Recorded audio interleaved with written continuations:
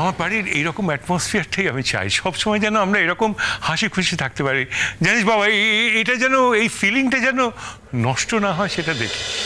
তুমি একদম চিন্তা করো না, এই স্পিরিটটাকে আমি নষ্ট হতে দেবই না, কিছুতেই এদের নিয়ে যাবো না, বুঝলে? তো সবাই বাদ, তুমি শুধু একটু আমার সাইডে থাকো, বুঝলে? সবাইকে একটু আটকে রাখতে হবে, ওকে? ডান।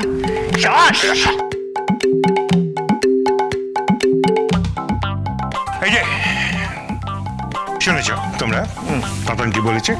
তাতান বলেছে ওরা যেখানে যাবে সেখানে তোমরা যাবে না। যাবো না তো, ওদের সঙ্গে তো যাবো না, হয়ে গেছে আমাদেরকে। পিকলু জল দে ওকে। কাজুরি, ছোটবেলায় না ঠাকুমা একটা কথা বলতো, জানো তো? কি? অবদের গোবদে আনন্দ। সেই অবস্থা, সেই দশা হয়েছে।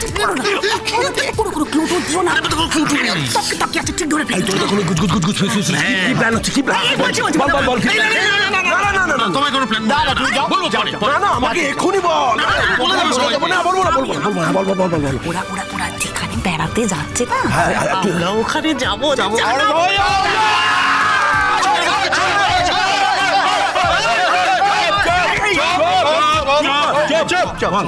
বলছিলাম কি প্ল্যান করলে?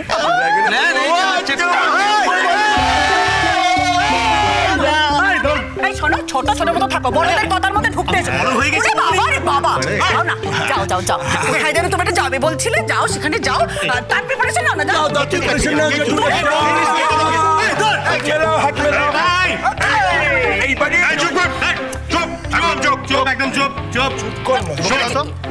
শোন, তোরা যেখানে যাবি যা, ওরা যেখানে যাচ্ছে যাক, কেউ কাউকে কিচ্ছু জিজ্ঞেস করবে না।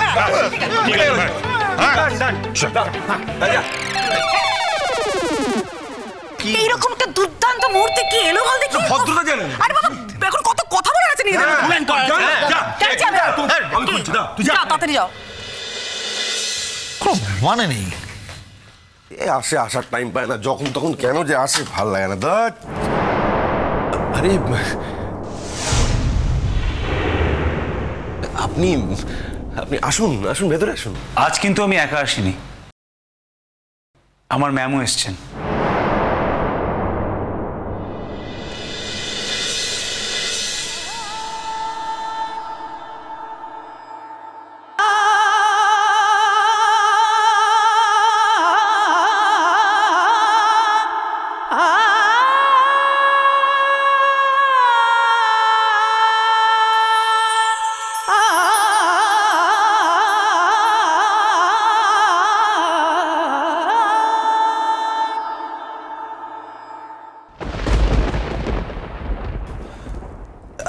আসুন, ভেতরে আসুন, প্লিজ আসুন।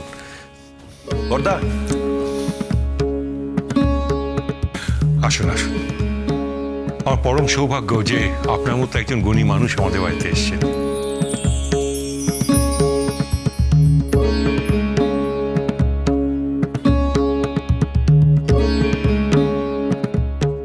একটু অযাচিতভাবেই চলে এলাম, কিছু মনে করবেন না।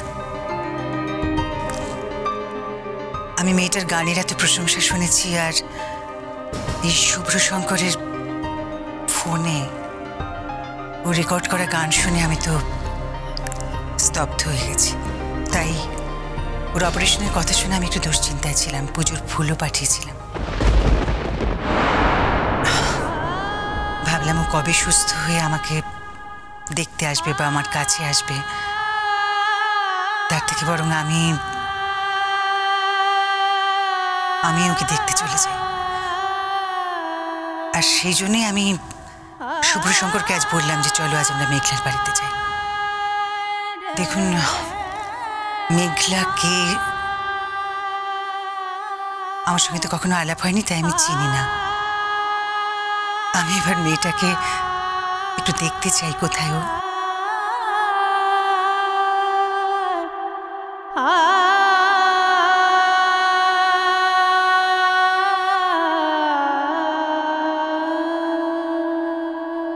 আমি মেঘলা।